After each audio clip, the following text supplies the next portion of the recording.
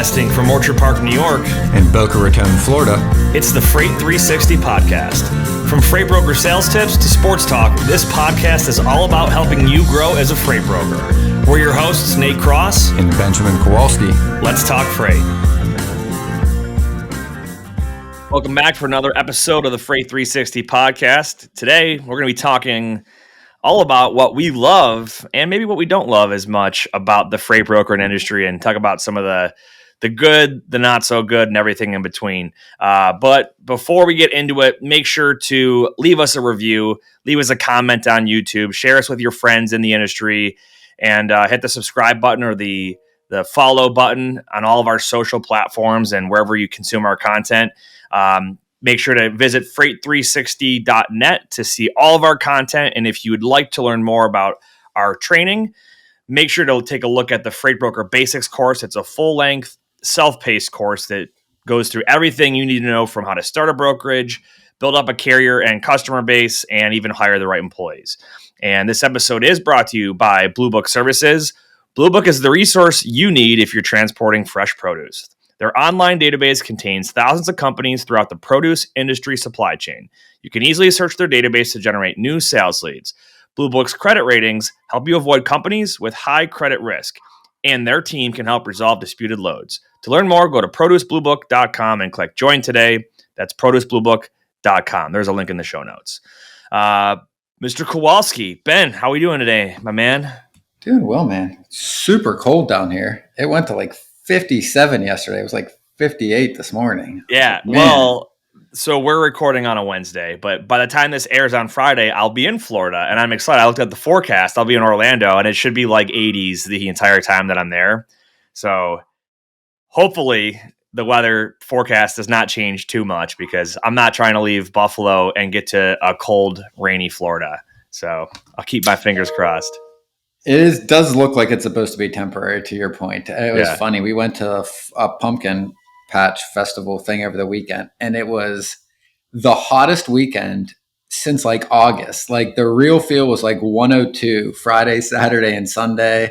And I was like, man, like it was really like humid again. And I was like, man, the day we finally are going to go do some fall stuff, the temperature picked back up to like summer.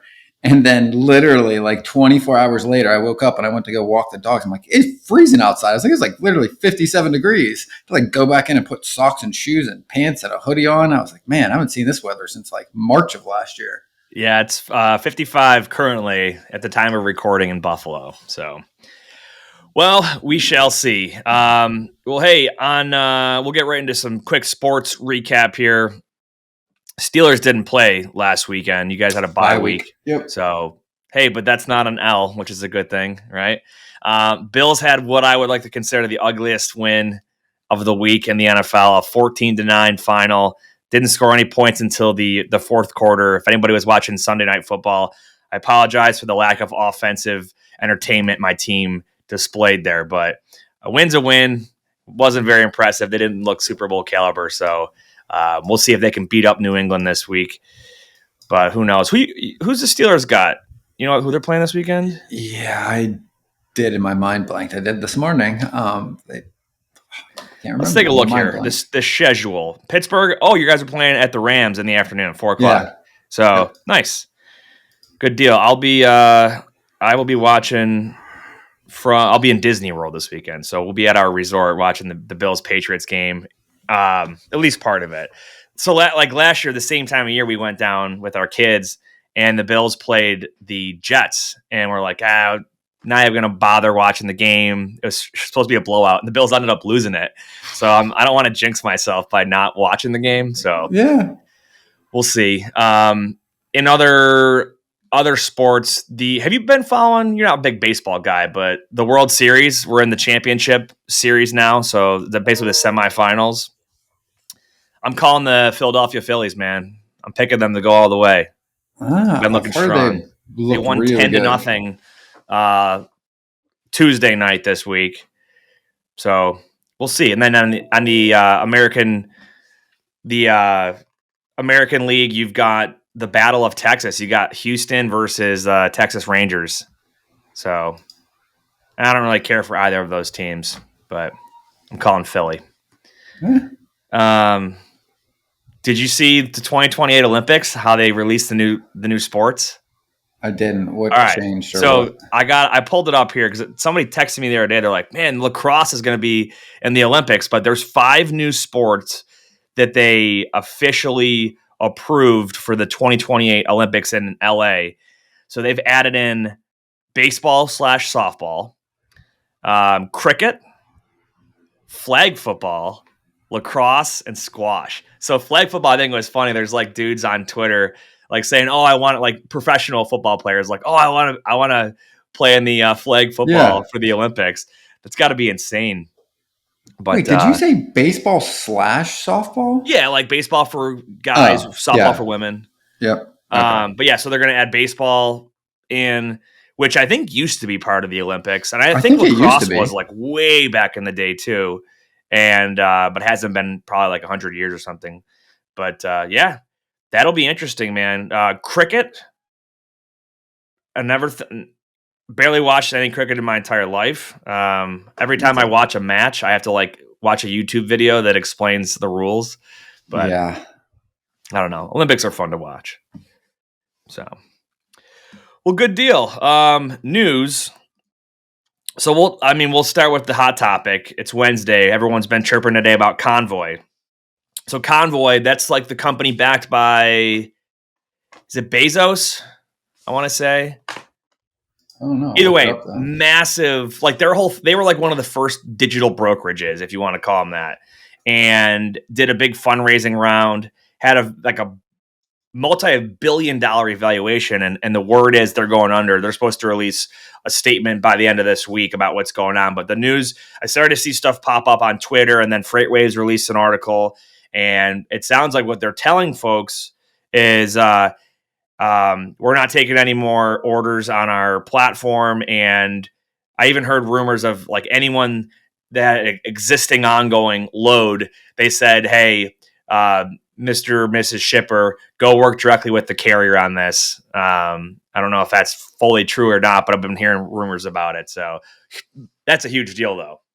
Wow. Here's what Bard kicked out just real quick. I just typed in exactly what you asked, like who owns Convoy. It says, as of today, October 18th, 2023, Convoy is privately held. Its founders, Dan Lewis and Grant Goodale, are major shareholders. Other shareholders include VC firms Capital G, Andreessen Horowitz, and Sequoia, big VC funders in the tech industry.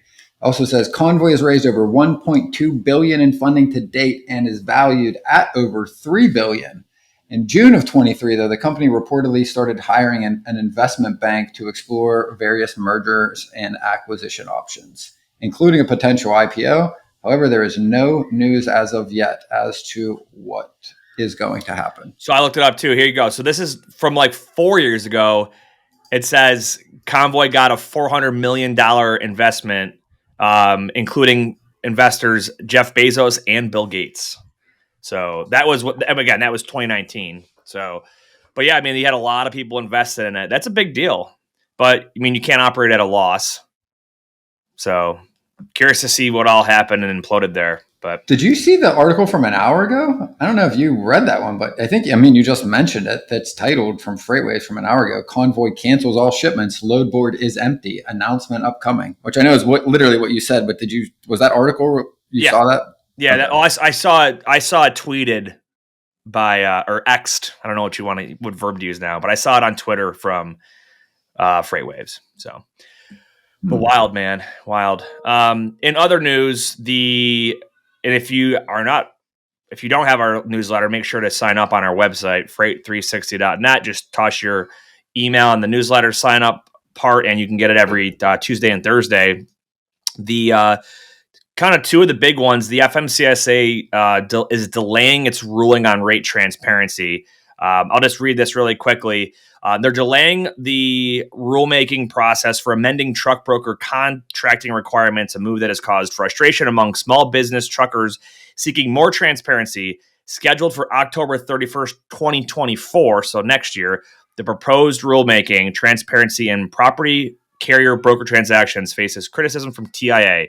So basically, it says small. House Republicans now. Okay, so a big thing with no Speaker of the House. A lot of stuff's been getting delayed and pushed back. But basically, the transparency thing. TIA and freight brokers don't want brokers to have to disclose their rates, whereas OOIDA and truckers want to be able to see what brokers are being paid from carriers. So either way, they kick the can down the road. As of last month, the info we had was what they were going to open it up for comments right around now, and they've obviously kicked that down for another year. So plenty of time for some more lobbying and trying to get stuff done. The other big news thing was obviously maybe by the time this comes out, we'll have a Speaker of the House, but as of right now, we don't. And because of that, the DOT transportation funding bill is on hold. So I've been emailing back and forth with one of the staffers from Tennessee that we met with in DC, and he had this awesome news. They've got pressure on DOT and FMCSA to address fraud, and a lot of that's there's a bill being proposed that would affect appropriations and funding, but all of that's on pause right now because we can't make any decisions as a government or as a Congress until we have a Speaker of the House. So we'll see what happens. That's pretty much it. So if you're into the political side of things, that's where we're at. Anything else in news or anything else going around in the freight world? Nothing I've come across or seen, at least since last week, other than what we've covered. Yeah. I haven't got a chance to read up on a lot of that stuff either. I'm anxious to kind of hear what's going to play out with Convoy and how that's going to go. Yeah. Well, we'll make sure to share things as we hear. So let's give a shout out to DAT and hop into it. Tired of struggling to find accurate rates and the right carriers for your freight? With DAT1, you can access more than 500 million posted loads and trucks every year. That's 3 times more capacity than any other load board. Plus, their integrated freight management system makes it easy to cover loads 24/7. They have the most trusted network of carriers, brokers, and shippers in the industry. You'll get real-time rates on every lane so you know exactly how much a shipment will cost before you commit to it. Plus, you get instant access to top bids from qualified carriers around the country. Get 10% off your first year of DAT1 when you visit the link in the show notes. Absolutely. All right, so let's talk about Freight Broker, man. What do we love about it? What do we not like about it? I want to set the stage and talk about kind of when we got in the industry ourselves, how, kind of what the experience was like. If you guys don't follow Freight Caviar, check out Paul and Freight Caviar. Ben and I were recently on one of his podcasts in the last week, and we talked through kind of how we got into the industry. But I want to start there. So, freight brokering to me is very different than the asset side, at least my experience on the asset side of the industry. So I learned and trained in a lot of different areas, from operations, sales, and all of that for an asset-based company. And one of the things that I did not like about working for a trucking company was how repetitive the operational side was every single day.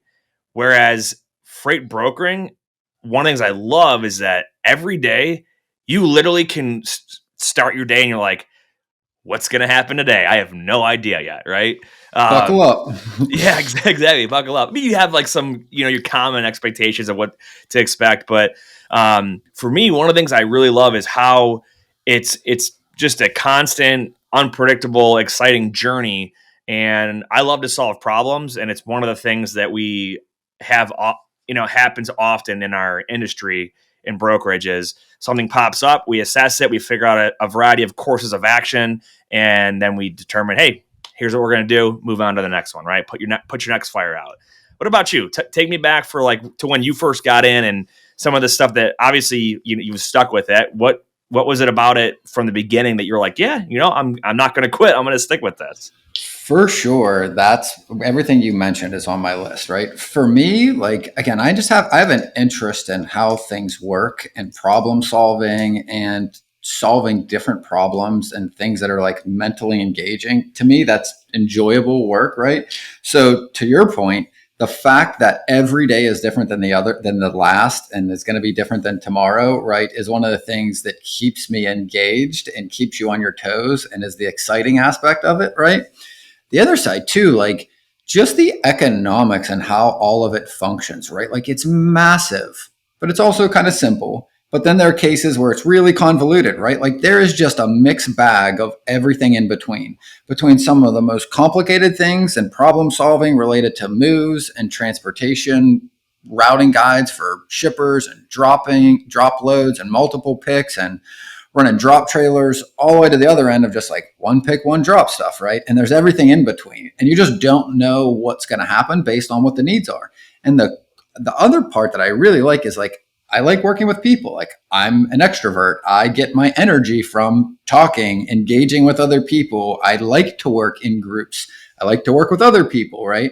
So when you're in an environment where you do and perform better in those scenarios, to me, I really enjoy that, right? Like my first customers, like talking to them every morning, it's almost like you're kind of going to work with them, even though they're all over the country. You're kind of checking in, you find out what they're up to, what's going on, what's on their plate, what changed from last night to this morning, what do you got to pivot to redo? And you're really just paid problem solvers all day long, right? And you kind of know what the problem should be, but they always shift or change a bit based on what's actually happening. And you've got to be on your toes to fix them after the fact. But there's an opportunity to improve, to get better beforehand, to prevent them as well, right? To become more profitable. And it's just I think not only enjoyable, but to me, like sales and all of those things all together, right? And the uncapped opportunity, right? Like how many jobs can you go into with no experience and within 2 to 3 years make a few $100,000 a year? I've met people that make a few $1 million a year within 3 years. And I have worked in other industries and have friends and met and colleagues and everything all the way up to like investment banking. I've never seen an industry where you can really go from there to there that quick with hustle, hard work, and execution. Right? Dude, so I want to unpack that because that's one of the things I love too is the entrepreneurial / income side of this. So, and this doesn't matter. And hopefully this conversation can be, if you're thinking about getting into brokerage, we can kind of give you a little insight into what it's like, right? But it doesn't matter if you start your own brokerage, if you're an agent, if you're a sub agent, if you're an employee, if you're just a sales rep versus a carrier rep, you can literally have there's an entrepreneurial aspect to any one of those. And it's gonna vary depending on if you're an employee versus running your own operation. But when you build up your book of business, right, whether an employee, an agent, or a business owner, it's your own little, it's like your own little business, right? It is. And there's nothing stopping you from just keep growing and growing and growing. There's no cap. If you're commission based, I have yet to see a single commission plan that caps out a broker. And when we had Beth Carroll on recently, she's a big advocate of let them have that unlimited potential. You can measure them against multiple things, but you truly can scale it just into an insane amount, right? It takes a lot of work and it's not for everybody. And there's I would say there's probably a higher turnover rate in freight brokerage than there is in a variety of other industries that don't require a very heavy amount of salesmanship and all of that. But it really is awesome that you can, depending on the level and volume of business and freight that you're moving and how fast you could pick up on it and scale, you can literally make as much money as you want. Like you said, right? I've seen people make 50 grand and I've seen people make $2 million in a year doing this job. It's wild. Yeah. And the ways you can improve are almost endless, right? Like you can make more money by getting better at negotiating, by getting better at building relationships, by being more ethical, by finding more efficient routes within existing relationships, by adding to your customers, by finding better processes, by using more effective tools, by reading a book on something that seems arbitrary to the industry, but you can find a few things that you can implement to improve in so many different avenues that it's also a great profession to be able to keep learning and improving, right? Like so many other industries where you can make more money by selling more, to me, they all end up kind of being tasks at the end of the day. Like when you're in B2C, you kind of sell it, somebody buys it, you got to find ways to get to more people faster, but there's only so many more ways you can get to more people. And you can only talk to so many people in a day before you run out of you. And it's there are tools and different ways to do that. But to me, this is recurring revenue. recurring revenue in a brokerage, right, within your customers and your relationships where everybody can win, right? And I know there's so much conflict between brokers and carriers and even shippers. And the reality is like, there is absolutely a way to be able to profit and make income and still benefit your customers and benefit your carriers and benefit yourself. And there are win-win-win situations in most instances if you understand and you're able to leverage knowledge and execution and hustle, right? The effort that you're going to put into it, you can really do this in a way that everybody wins, and relationships can go, I don't want to say indefinitely, but farther into the future than you ever usually see them in any other industry. Like you said, like you got like perpetuities almost, where like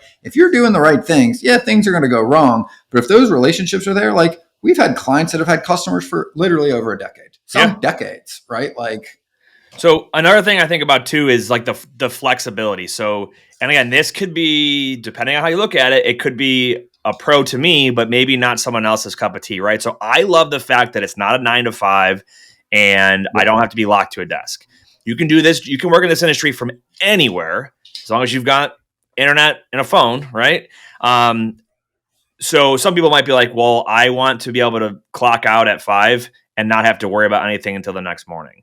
And there are some roles in which you can do that if you've got support covering you after hours. But this job is very fluid. It's very flexible, but it's not a 9 to 5. Sometimes the first thing I'm doing is at 7 a.m. And sometimes the last thing I'm doing is at midnight, right? It's not constant the entire day, but you might have a call that comes in or an issue that pops up after your standard bank hours. But I love the flexibility. And, you know, the role that I'm in right now, I work remote and I could do this job from anywhere. And that's why my wife and we travel quite often. My parents live in Florida. We go down to Florida and visit them. We'll go check out new places. And it's awesome to be able to do that and still get the job done. I think that flexibility is just fantastic. Well, to your other point, right? It may not be 9 to 5, but you can absolutely set that as a goal and you can get to that as an objective regardless. I mean, it's temporary. I mean, if you really want to get to a place where you can just work 9 to 5, then you got to hustle a little harder, bring in more business quicker,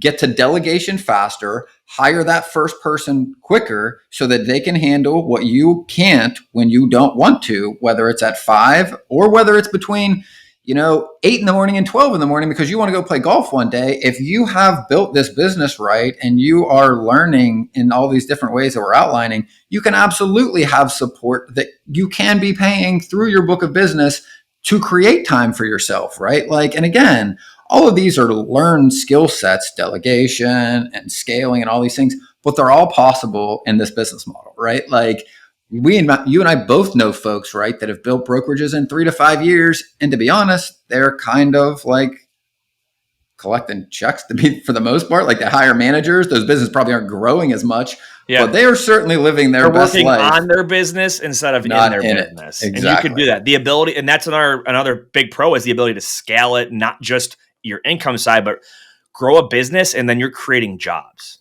right? It's one of my favorite things is when we send out commission reports to all the folks brokering the company on Thursdays to see what they're going to get paid Friday. It is like one of the greatest feelings. And you see some of these folks just having a great week and making a ton of money. And it's like awesome, right? Had they not had a good place to work and a great foundation and support, it would never happen. Mm-hmm. And right to the other point, like there's a solution to everything, right? Like you can start in the W-2 world and eventually end up as an agent. You can start as an agent and eventually own your own brokerage that is W-2 that you hire folks, right? Like you can navigate through and end up to wherever you want to be, right? And to me, I spent the first, I'd say 10, 15 years in my career working for banks and large companies because like that's what our generation was taught from the generation before us. Like you go work at a big company, it goes on your resume, you keep making more money, you climb the ladder and you get, your retirement, your 401k. Halfway through, or right around like my early to mid 30s, I'm like, yeah, but I'm getting the smallest piece of this pie. The company has the big lever that gets all of the value for all of my effort. And I will always be here 9 to 5, Monday through Friday until I retire. Like to me, having an arbitrary timeline to hit my goal is something I can't do. Like I can't accept that. Like that's not okay. I need to be in an environment where if I work harder, I can get there faster. If I work slower, I'll get there slower. And I'm okay with that risk because I want to bet on myself, right? I want to bet on myself in a way that like, hey, if I win, I got nobody to blame but myself. I enjoy that pressure, but I enjoy it in a way because like those are my goals. And to me, that's what gets me excited to go to work every day, right? Like, It's almost like I've also kind of viewed it like it's like a full contact sport. Like this is the sport I play, right? It's funny. Like we talk about sports a lot and one of my buddies even laughs like, well, like, I'm like, my interest level is in business and in what I do. And I gamble with my life and my family's well-being every day. I don't need to put $50 on a game because I bet my entire family's future on what I'm going to succeed or fail at this week or this month. And I might fail. And that is over my head all the time. But to me, that's what gets exciting about it. If there's no loss and there's no risk, like what's the point of getting up to do it all day? I might as well shovel gravel all day. Like I worked in landscaping. I can go do that, right? To me, but to that point, I think that's a personal preference that some people don't have. Yes, right. Absolutely. And I was talking to somebody the other day that they were asking like, "Hey, should I? What are your thoughts on if I were to change my job from what I'm doing now to something else?" And he was explaining, and the something else was like a straight salary with potential for bonuses versus a full commission role. And I'm like, hey man, everyone's different, but personally, I want to be like extremely heavily commission based, forever, because then I have control over that, and it acts as a motivator for me, right? If I'm given just a straight salary, I'm the kind of person that it's gonna be. I'll still work hard and get the job done, but it's like I do this in the Army, right? I still work hard and get the job done, but I'm like, kind of sucks knowing that like I work twice as hard as the guy next to me and we get paid the same. Exactly. Right. Like, and that no incentive to me, that's not a motivator. Right. Yeah. So, but I mean, so again, pro for you and I, con for others. Totally agree. My cousin's like this. So, and I went to school for finance and accounting, and every one of my close friends from college all went to the same majors. And I think literally every single person I graduated with went and got their CPA, like my closest friends that we studied with, and they went and became accountants, right? I'm just like that doesn't fit my personality, right? Like I'm more to what you just described, right? And it's funny, like when I talk to my friends and still the guys I graduated, like they'll tell me that like, dude, like I don't care if my income could go up to 700 and only drop to 2, I would rather make 250 every year at a salary in my 40s because like, they're like emotionally, it's too hard for me. Like it would exhaust me and I wouldn't be happy. And I'm like, hey, I get it. I'm not suggesting anybody should like it for why I like it. I'm just explaining why it's a fit for me, right? Because I totally agree. Most people are, I would say, risk averse. I enjoy risk. And like that's a big part too. Your spouse has to be on board with it too if you're going to go that route. Yeah. And again, too, my spouse and I are both entrepreneurs. Like she's owned businesses, owned multiple salons, restaurants. Like to me, her and I are that kind of person, right? That like we relish that. To me, that is part of the enjoyment of life. I don't want to go to work to watch a clock, to click out so then I can do what I want to do. I want to be doing things I enjoy doing during that time and then enjoy other things when I'm not doing those things. Like, if at all, like I want to be able to create a life where I can do whatever I want, whenever I want, earn whatever I want or whatever I'm capable of based on my effort and my, accuracy or efficacy, right? And to me, this industry allows you to design all of those things, right? Flexibility to travel if you want to. Yeah, I'm building another brokerage right now in books of business, right? Like I'm working again 60 hours a week. I have no time to do anything, barely get to the grocery stores on the weekend. But you know what? It's temporary. It's not forever. And I know that I would rather work twice as hard now to get there quicker than to have to work half as hard every day, like the military example, to just wait time out until I reach the next bench. And to me, again, working at a bank, that was my first real job out of college. That's all it is. I remember sitting there like literally like kind of like a caged animal, like bouncing around the office, like, well, what can we do next? And they're like, we all just read the newspaper and you wait. I'm like, well, wait for what? Like, shouldn't we go out and do things? They're like, no, like this is what everybody does. Like the other guys you're learning from are in their 60s. They're like, no, we have lunch and like this is what you do. I'm like, well, how do I get to the next promotion? They're like, you do in 5 to 7 years. Like, just keep doing this. When somebody retires and there's a job opening. Yeah. And I just couldn't fathom that, like, the outcome of my life and the trajectory was based on somebody in HR that just decided that 5 to 7 years is when you get your next promotion. And 5 to 7 years after that, you're on the next track, right? Yep. Well, hey, I want to take a break and shout out to our friends over at Lean Solutions Group. Is your freight brokerage hiring? You've got to check out Lean Solutions Group, the industry leader in nearshore staffing for logistics companies with offices in South America, Mexico, and the Philippines. They offer a wide range of roles from back office operations to web development and marketing. Partner with the best. Visit www.leangroup.com to learn more. That's LEAN group.com. Again, there's a link in the show notes. How about, another thing too, because I definitely want to hit on some things that I wish were different or I don't like as much. But one more thing that I really, really love is some of the crazy, unique situations or types of freight that I've experienced and got to learn a ton about, right? Like, yep. So I've been in logistics and transportation since I graduated high school almost 20 years ago. But we get to learn not just about freight and transportation, but the industries in which we provide those services for, right? Like, I've learned a ton about like the oil and drilling industry. I've learned a ton about farms and agriculture, a ton about hazmat and different chemicals. And again, we're really good at finding trucks and solving logistics problems, but in order to be effective at that, you have to truly understand what's going on in the customer's point of view, right? Exactly. Like, I remember we had a company based in Mississauga, Ontario, just outside of Toronto, and some of the projects that we did were like super massive, like wind turbine parts that were like had two different people driving the same, or like steering different parts of a massive like 2-part truck. If you ever seen those going down the road, I've seen them in the Northeast. Yes. Yeah, but just. Dude, crazy. I remember going to a potato farm in Western New York, about an hour south of Buffalo, and getting to go in and like see where and how they store all of their potatoes. And then those exact potatoes would then be used to make a local brand of potato chips that they sell in my area, which is kind of cool to see like where the potatoes grew. Yes. And it was just like, man, it's so cool. And I think, again, right, there's the tangible aspect of our industry that I really enjoy, right? The fact that we're like moving real things, like real tangible things around that make a difference, right? And to me, like, there was a lot of pride in that. Like, I remember how excited I was at first, like my first customers where I was moving, aluminum ingots for like Alcoa. Like, I grew up in Pittsburgh, the Alcoa buildings there, like they're one of the most prominent companies in Pittsburgh.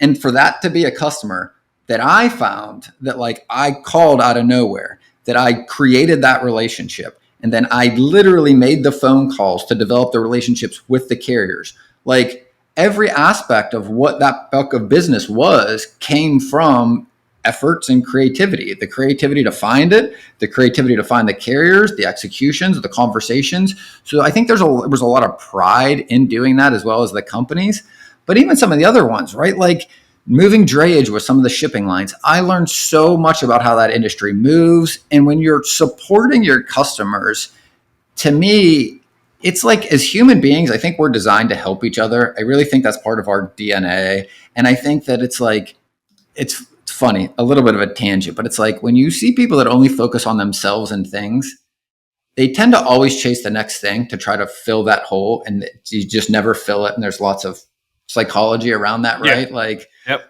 But I always find it ironic, right? Like, my wife will watch like Real Housewives of like, Beverly Hills, and they're all complaining and they all seem to be miserable, but they have all the things, right? And I always am like, it's really ironic. It's like, if they probably just spent like a few hours a week volunteering, like literally physically doing something for other human beings, like they probably would feel a lot better about themselves, right? And to me, that's one of the things that like is part of our job.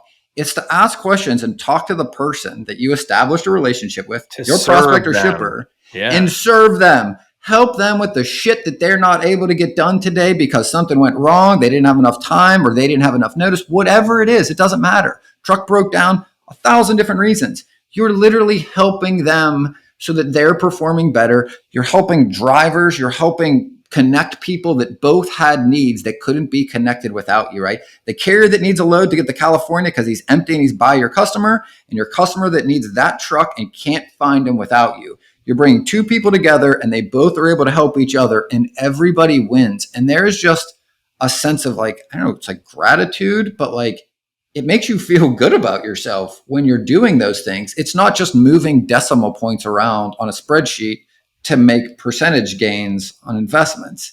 Yep. And to me, that's really, it's also the people aspect, right? Like literally talking to people, right? Like that's got to be one of the, again, it can be difficult at times. It's not all roses, but like one of the best parts of the day is talking to the drivers you talk to sometimes every week, the people you get to know, them telling you what they see on the road. Like to your point, when there's something new that they've done or a new load that they've picked up here or there, or a different type of shipment, like you're just always learning and it's just a very human to human business. Yeah. But to me, it's just one of the also, highlights of actually doing this. Definitely. And I highly recommend if anyone out there has never done an on-site customer visit yet, go. If you can make it happen, especially if they're local, go. You're going to learn so much and see some of the coolest stuff and build a great rapport. Like I did one 2 weeks ago, went to a brewery and bottling company in Rochester, New York, just about an hour or so down the road from Buffalo. And we got to see their facility where the bottling is done, where the brewing's done. And then like also a separate facility where the trucks all get loaded up and, they get shipped outbound. But I got to learn that not only it's Genesee Brewing in Rochester, but I found out like not only do they make Genesee beer there, they're also a contract brewer. They do Mike's Hard Lemonade in their facilities. They do Shipyard Brewing there. So we got to see like all the different buildings and stuff of where they get stuff done, where like they have the restaurant and brew house for the public to go and like try everything. And like I've been to a handful of different customers that all do different stuff, heat exchangers, beer, potatoes, right? I've seen a whole bunch of it and I learned something new even if it's the same commodity, likely someone does something a little bit different or has a different setup. Man, it is so cool. So highly recommend it. And it's great for rapport. It reminds me of another one too, right? Like one of the contracts or one of the accounts that I managed was with the military, right? And at that time, and still now, but we supported the spot market for the California wildfires at that time. So as they were like starting to get worse, is like in 2018, 19, I guess. Mm-hmm. Like that's what we were doing, like literally finding the trucks to get the gear and the support to fight the fires. Right. And to me, again, it gives you just a really like a sense of purpose, but again, a good, grateful feeling that like you're watching this area and seeing on the news and that people are suffering and that they need help and you're able to contribute in some way to be able to help alleviate some of those things, to me is just tremendously rewarding. And again, to your point, like being able to go to the base in Tracy, California and meet the folks that were there, right? To meet the customers that you talk to see how they're putting these things together and loading the trucks. To me, it's kind of like the kid in you, right? Like you're learning things all the time. To me, that's the best part of like having kids is watching them learn new things, right? I don't know if did you watch Mr. Rogers when you were a kid?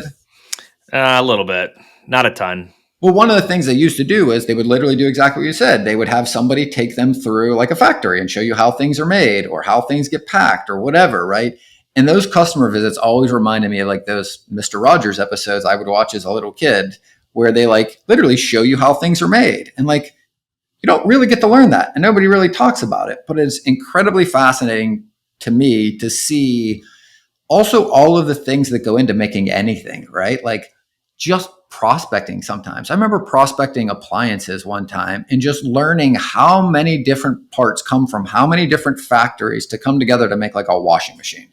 And just you would never think about that, where the motors come from. This outside of the washing machine started as a steel coil somewhere that went to somewhere else, that then got stamped and then got sent to somewhere else. And it's like you realize we all, I think, at least I did, conceptualized all these things get built under one roof. And the reality is they don't. They get built a little bit, all these different places, and then they get moved around until they get put together.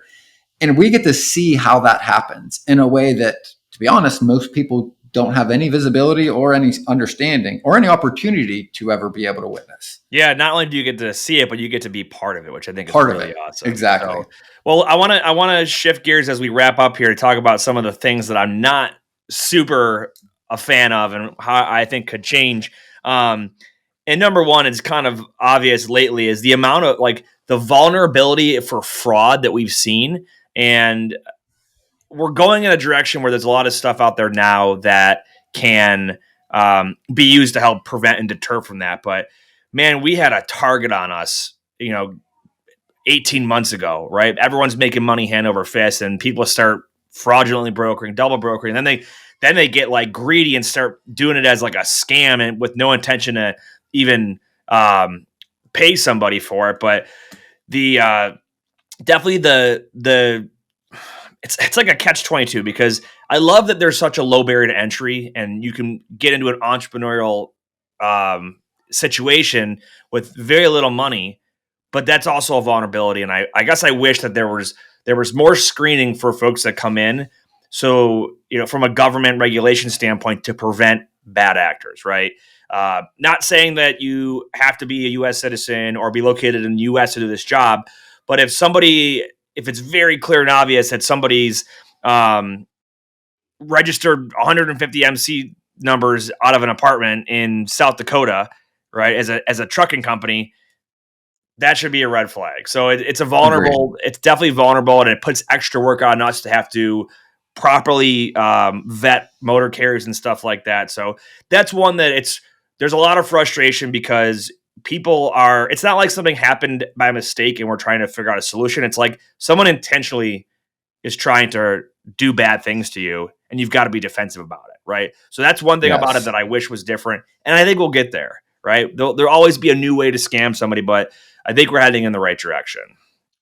I agree wholeheartedly. I mean, I'm not pro-regulation by any means. I don't want the government involved unless it's absolutely necessary. But the role I think the government does play is in protecting the public or creating markets with enough trust that they can function.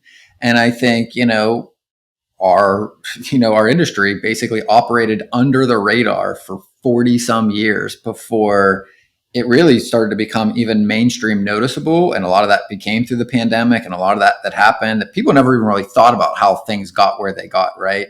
And to your point, when you got lots of easy money, you're going to have lots of fraud that tends to follow that. And now, it is what it is, and they've got to work it through. So in my mind, the regulation shouldn't make it harder to get into the industry. It should just make it more stringent on being able to know the people that are, to be able to go back through to that individual, right? Companies are kind of like standalone human beings per se, like they have their own tax identities and everything, but you shouldn't be able to create them just to defraud other people, right? And I think there are ways that they'll be able to regulate that in a way that doesn't make it harder to get into it, but is a little more stringent to make sure people aren't creating, like you said, 20 or 30 different companies out of the same address just to intentionally defraud people. And to me, the banking industry went through similar things, honestly, 100 years ago. And they passed regulation, right? And then more regulation as more fraud happened until eventually it got to where it is now. So I think we do get there. And I think, so to me, again, to be very clear, I'm not a fan of regulation. For anyone that cares, I'm a registered libertarian. So free market is something that I'm a big fan of. What I will say is that we have rules and policies on the books right now that are not being enforced. Nothing's being done about it. And I think that's what frustrates me, is there's been no examples set out of it. And all the data and information that the FMCSA has, they're not doing anything with it. On either the front end, if somebody reapplies who's a bad actor and has been complained on, or on the inside, which is, hey, they've committed this, been reported on, go do something about it, right? You can go fine them for $10,000, right? So anyway, there's that. The other frustration I have is, I wish there was more. I don't want to sound too Lex Friedman here, but I wish there was more love in the industry, man. There's so much animosity between freight brokers and truck drivers in general, right? You get the good, smart ones, right? Carriers or brokers, that they see past it. But there are so many small brokers and small carriers that just think that each other are nasty and each other's worst enemy. Instead of just working together so we can all do a great job and all be prosperous with it. And I've been saying this for years. If I could change one thing, it would be to just we all get along so much more than we do right now. I couldn't agree with that more. I don't know that there is any path to getting to that place. I mean, to be honest, that's a lot of why we do what we do, is to be able to provide information to try to at least do what you can to shine a light on the misinformation, because I think a lot of that's caused by that. They're mostly, I think, the fights over people that don't really understand how things are functioning. Most of the fights that I've seen are usually two people have different perspectives and they just aren't clearly communicating with each other what they need. And to me, that creates lots of problems. And it could just be a function of humanity, right? Like human beings, when you have that many functioning in an open market, you're going to have a little bit of animosity. I do wish there was more of it, and I don't think it's necessary, because I don't think it even helps the people that are angry. I think it maybe temporarily makes you feel better, right? Because you can blame someone else for what you're experiencing. But the reality is it also makes it harder to fix whatever it is that's really causing that frustration in the first place, right? Like anytime somebody blames somebody else for anything, personal, professional, wherever in life, right? You get the benefit of feeling a little better because you felt like it was their fault, but you immediately lost the ability to now fix it, because if it's someone else's fault, I can't make them do anything different. And if they really are the reason that I can't succeed, then my hands are tied to do anything about my life. And to me, that's not acceptable either. Like in almost every situation, if you think hard enough, there's probably something everybody can do to get out of their own situation that doesn't require blaming any group or any other person, other than taking personal responsibility to just change how we're doing things to do them more effectively. Agreed.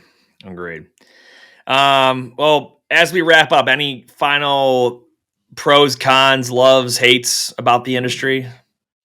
Yeah, I mean, I was thinking about this too. Like the other ones that I really had to are just like the speed too. Like I love the speed at which the industry moves.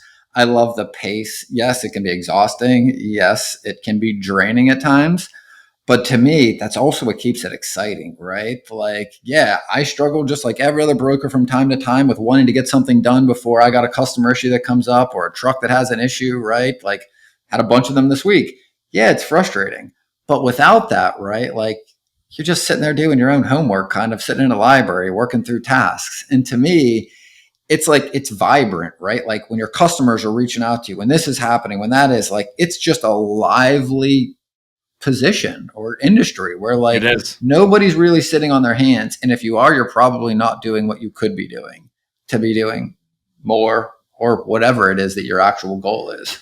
Yep. The last thing I'll add in is, to your point, fast-paced. It's also an ever-evolving industry. And I love that there's been so much buy-in for technology. I can't wait to see how we can leverage some of the emerging AI improvements to make our job more efficient and for us to be able to help customers so much better.